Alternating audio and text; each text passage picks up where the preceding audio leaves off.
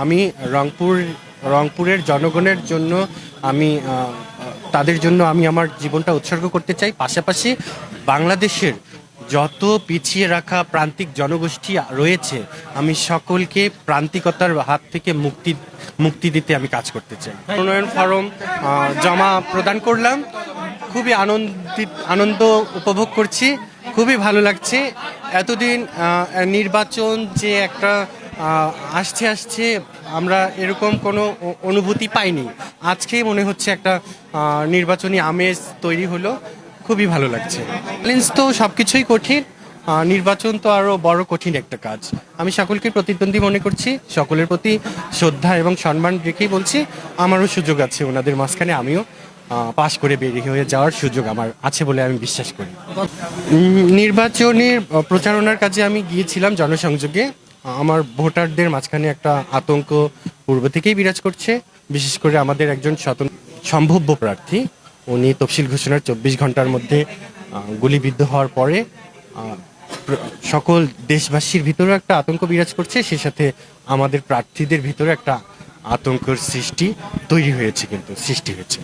তো এই আতঙ্কের মধ্যেই আমরা আসলে বর্তমান অবস্থায় আছি। এরপরেও আমরা আসলে পিছুটান দেইনি, নির্বাচনের দিকেই এগোচ্ছি। অবশ্যই বিশেষ নিরাপত্তার প্রয়োজন আছে, যেহেতু এখন একটা ভয়ের রাজত্ব, কিন্তু দেশের মধ্যে একটা ভয়ের ভয়ের রাজনীতি কায়েম হয়েছে। তো এখানে আমি মনে করি অবশ্যই শুধু আমার না, আমারও নিরাপত্তার প্রয়োজন আছে, সেই সাথে সকল দেশবাসীর নিরাপত্তার প্রয়োজন আছে। নির্বাচন কমিশনের কাছে অবশ্যই চাওয়া আছে সকল প্রার্থীর সাথে যেন ওনারা সমান আচরণ করেন, এবং ভোটারগণ যে ভোট দিতে অনীহা প্রকাশ করছে, নির্বাচন নিয়ে জনসাধারণের কিন্তু কোনো আগ্রহ নেই।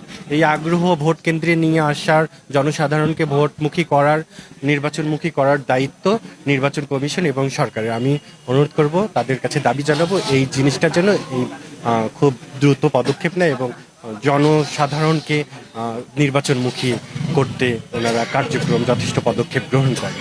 প্রধান ইশতেহার হচ্ছে আমার রংপুরের বেকারত্ব দূরীকরণ। এখানে কর্মসংস্থানের বড় অভাব। আমি নির্বাচিত হলে সর্বপ্রথম এখানকার কর্মহীন তরুণ তরুণীদের সম্মানজনক একটি কর্মসংস্থানের সুযোগ সৃষ্টি করব। এখানে শিল্প, কৃষিভিত্তিক শিল্প সহ বিভিন্ন ক্ষুদ্র, মাঝারি এবং বড় শিল্প কলকারখানা গড়ে তুলব। এতে করে আমাদের রংপুরের কৃষির মধ্যে উন্নয়ন হবে, অন্যান্য দিকে উন্নয়ন হবে। পাশাপাশি এখানে যত রংপুরের বেকার, কর্মহীন তরুণ তরুণী, যুবক যুবতীরা রয়েছে তাদের সম্মানজনক একটি টেকসই কর্মসংস্থানের সুযোগ তৈরি হবে। পাশাপাশি আমি এখানে প্রবাসী যারা যেতে আগ্রহী তারা যেন সঠিকভাবে, সহজভাবে প্রবাসী যেতে পারে, এই ব্যবস্থাটা গ্রহণ করা হবে।